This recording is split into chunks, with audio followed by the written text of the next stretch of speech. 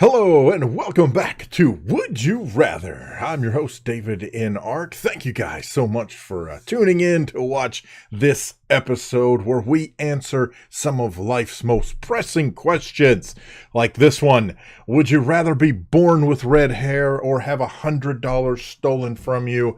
And I know there's no way you can tell by looking at me now, but I actually was a ginger growing up. I had very bright orange hair. And it's just, that's the way it is. And I got older and it got darker. For a while it was kind of like auburn, and then it got darker brown, and then of course gray, and then this happened, and it is what it is. So anyhow, between the two, I would rather be born with red hair. I also wouldn't particularly care to have $100 stolen from me. So that's just, I don't know, to me, that's a given. So there you go. 57% agree. Woohoo! 808,000 people. Yeah, we'd rather have red hair than have $100 stolen from us. I don't know, I guess being born with red hair was supposed to be a bad thing? I don't know. All right, moving right along. Would you rather die a painful death that goes down in history or die a painless death that everyone hates you for? What? I don't even understand the question. Would you rather die a painful death that goes down in history or a painless death? How could I die a painless death that everybody hates me for? What? I get cancer and die? And I'm not saying cancer is painless, especially the treatment. But okay. So I fall asleep and I don't wake up anymore and people hate me for it. I don't understand. I guess I would go down in history because I don't understand why everybody would hate me for dying. Now, here's the other side of that. If I'm dead, do I really care if everybody hates me? I mean, seriously, does it matter? I'd be dead. Who cares? I don't know. I guess if I'm picking one, I'll go down in history. I'll be like Rudolph the Red-Nosed Reindeer. Wow, look at there. 69% would also rather go down in history. I think because we don't have a clue what the other side is even talking about. What? In what circumstance is dying a painless death that everybody would hate me for? Well, I don't even understand that. We're moving along. I can't think this hard. Okay. Would you rather be a slave in the pre-Civil War South or be a slave in ancient Egypt? All right, so here's a fun bit of history, sorta. And this is my version of what happened, so feel free to go fact check me and leave comments down below if it's like way off. But essentially, it's funny to me that in the Bible, those of us that have read the Bible and read the Bible for whatever reason, whether you are a believer, whether you read it to, disprove believers, whatever, you've read the Bible or you've heard of the slaves in ancient Egypt. It's amazing to me how that gets glossed over. Oh yeah, there were slaves in ancient Egypt and they did this. No, there were slaves. And people wonder, how were the pyramids built? How did they build the Sphinx? Yeah, they had slaves. They beat the crap out of people in order to build these giant monuments that now people are, climbing to take selfies on. Stop and think about that for just a minute. Yeah, they were slaves in ancient Egypt. Now, this I think is a very interesting question in that in either case, you are going to be a slave. The question is where and in what time period. No matter how you cut this, being a slave at any point, being in submission to another human being who is beating you and whipping you, withholding food and drink, withholding shelter, frankly, taking advantage of your spouse and most likely your daughters. I mean, either case, or I should say neither case is something to be taken very lightly at all. Because, again, we tend to gloss over being a slave in ancient Egypt, but it was not a party. This was not, a bunch of folks getting together and building a pyramid. No, they were slaves. It was very grueling. As far as being a slave in pre-Civil War South, that history is still very raw, still very new in the scheme of the history of the world. Obviously, there are a lot of feelings that that whole those generations of folks who were subject to that. I mean, it's still a very, very sore spot in American history. Honestly, I don't believe there is a difference between them. Being a slave is being a slave, no matter how you cut it. The only thing that I can think of, and again, this is going to be a ridiculous answer, but I think I would rather be a slave in the pre-Civil War South, only because of the amount of time in which slavery came and went in America. Again, this sounds ridiculous to say, but that time period is much shorter. So theoretically, there's a chance that I could get out of it. Now, granted, I could be a slave in ancient Egypt at the tail end of it, the thousands of years or whatever it was they had slaves. But I'm going to go with pre-Civil War South. I don't like either one of these. I really don't, but we'll go for it. All right, so there you go. A majority of people, 63%, would also be of the two of these rather pick the South, pre-Civil War South rather than ancient Egypt. I just wow, that's a tough one, and that goes very deep, and there's a lot of history on both sides. And okay, so all right, would you rather have Gandalf as your granddad or have Dumbledore as your granddad? I'm sure we've covered this many, many times. I'm not a Lord of the Rings person. I'm not a Harry Potter person. I've never read Lord of the Rings. I know, kill me now. I've never read or seen any Harry Potter. I've never seen any Lord of the Rings. Yeah, I have enough of the general pop culture gist to get the, what's happening between the two. As far as which one, I don't know. I guess Gandalf. I don't know. No reason whatsoever. I'm picking Gandalf. Look at there. It's 50-50. That is hilarious. That's right. Because nobody gives a crap. All right. Would you rather live with Steve Harvey and co-host The Family Feud with him? Why do I have to live with him? Okay. Or live with Jeff Foxworthy and co-host Are You Smarter Than a Fifth Grader with him? Living with celebrities. That's the subtitle. So would I rather live with Steve Harvey or Jeff Foxworthy? And then I don't understand. Why do I have to live with these people in order to co-host the show? Or for that matter, why do I have to co-host a show if I'm living with them? I mean, I'm just saying, what is the connection there? I don't know. Between the two, honestly, I'm going to have to go with Steve Harvey and Family Feud.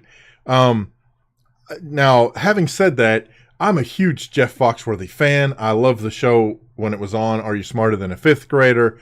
But I've been watching Family Feud since I was a kid. And so Family Feud is a part of my makeup, my overall being, as it were. And I think Steve Harvey is I think he's a very funny person. I think he's a very driven, focused, and probably controlling kind of person, just based on, he's got a lot of different shows. And so you see different parts of his personality come out, especially when the editors keep in some of his kind of almost raw footage. So I think it would be a little intense living with Steve Harvey, but and get to co-host the Family Feud. I'm going to go with Family Feud. So there you go. 58%. So far I've been working with the majority other than the 50-50 one, but it was 50-50. So there you go. All right. Would you rather be a graphic designer or an architect? Ooh, this is a great question. Because I do I'm not great. Okay, just because somebody does a lot of something doesn't make them great at it. All right, so I do a lot of graphic design stuff actually. I'm still obviously tweaking thumbnails and trying to figure out what I want my graphic presentation to be on the channel, and I wish I wasn't making it as complicated of a process that I'm making it. But there are things that I like, and I've gotten feedback from folks about things that they like and things they don't like, and so I've been trying to tweak some of my thumbnails. I don't know. I like playing around in programs like Photoshop and seeing what you can do to manipulate images and to come up with logo ideas and that type of thing. So I love the idea of being a graphic designer.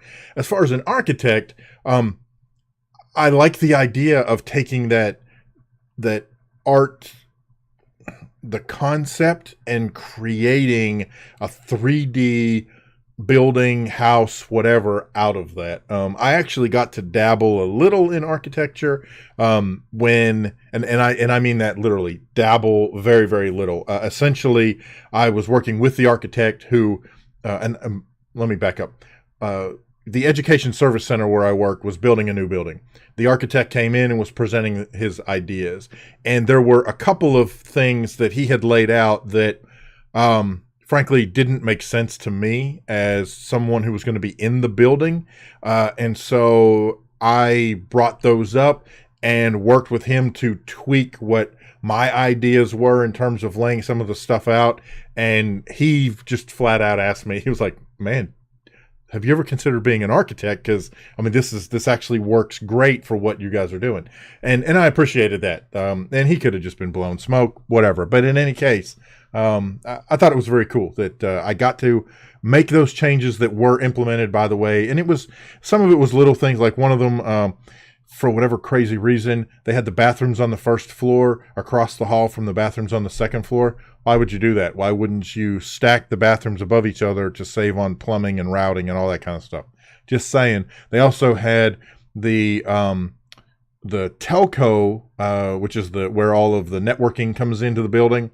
On the first floor, they had it in one place, and on the second floor, they had it in a different place. Okay, if I have to run wires between the two floors, why on earth would you not have those stacked on top of each other? And then one of my personal pats on the back, woohoo, thanks, Dave, is when the original design for the building was presented, when you came in our main doors, it was basically walls everywhere, and so you really had no idea, if there was a front office, not a front office. And so one of the things I suggested was taking what is the front office and angling the glass that's in that area, and making that sort of a kind of an angled mini office, as it were, so that when people come in, that's the first place they go for help and what have you. So that was also praised for just kind of thinking outside, well, almost literally thinking outside of the box. But anyway, so I digress, and pardon my rambling, but I don't know. I like sharing that kind of stuff with you guys, because I don't know. I've been around for a long, long time, and I've been in positions and in places where, even just those minor little things, at least they're minor to me, could make a big impact on something that's going to be around hopefully for a long, long time. So having said all of that, I would actually like to be a graphic designer rather than an architect, just because, like I said, I love playing around in programs like Photoshop and InDesign, Publisher, just things that let you lay out and design what your vision is and have that come to life. I don't know. I think that's cool. So, wow, look at there. Majority also, 56-44, would rather be a graphic designer. Very, very cool. Oh, if there would have been one other person, I could have been the exactly 843,000th person to do that. Ah, man, bummer. All right. All right. Would you rather be a Slytherin or a Gryffindor? You might as well be asking me questions in Greek. I have no idea what either of those are. Not a clue. So this says the House Cup. So I'm guessing those are the two factions from what, Harry Potter? I have no idea. So I'm going to go with I don't know. At least I've heard the word Gryffindor, so I'll be a Gryffindor. I don't know. Is that good, bad, ugly, stupid, smart? I have no idea. Let me know down in the comments below because I don't have a clue. However, 73% people would also rather be a Gryffindor, so guess I'm going with the flow. There it is. All right, we're going to do one more here. Oh, what a great question to end up on. Would you rather live in the past, live in the future? And the little sub thing is 88 miles an hour. Back to the future. Excellent. Okay. So, would you rather live in the past or live in the future? I'm assuming, first of all, compared to where I am now, and then I'm also assuming that I don't have my current knowledge when I go to either place. That basically I just would exist in those places, and of course, living there wouldn't be in the past or in the future because it would be the present for me. Is this getting way too complicated? Of course it is. So one of the things growing up I have always thought of myself is that I used to think this. I used to think that I was born 50 years too late, meaning that I should have been born 50 years before I was actually born. Growing up, I had what they would call an old soul.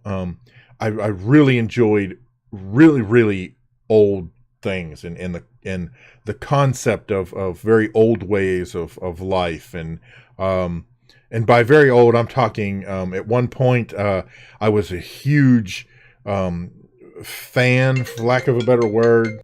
Sorry about that. Okay. But anyway, I was, really obsessed with, like the Elizabethan age. And then that grew into an obsession with the Old West. And I just, and it wasn't just that, it was things like, I had a really strong obsession with the early days of radio and TV, and always thought that had I been born 50 years before I was born, then by the time I got to the year I was born, I would be doing really cool things on radio or TV. That's really what I spent a bulk of my childhood. I don't know, that's how I spent the bulk of my childhood. It's crazy, I know, but one moment. But that's the way it was. And so I had a really strong obsession with that concept that I was born 50 years too late. It's funny being where I am now, with YouTube and everything else. I now think I was born 50 years, maybe not 50 years, probably about 30 years too early.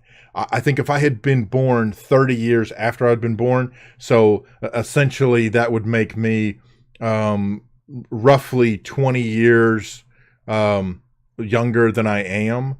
That would be a perfect place for what's happening here with YouTube and social media and technology in general. This is a really good time to be alive. It really is. I know there's all kinds of crazy stuff going on in the world and all that, but as far as being able to connect with folks and talk to folks and share your ideas and do goofy things like Would You Rather, this is such a perfect time for that. And that's part of the reason why I make the videos and do what I do, because I don't know how anyone who is my age, right? And I'm almost 50. I know I look way older than that.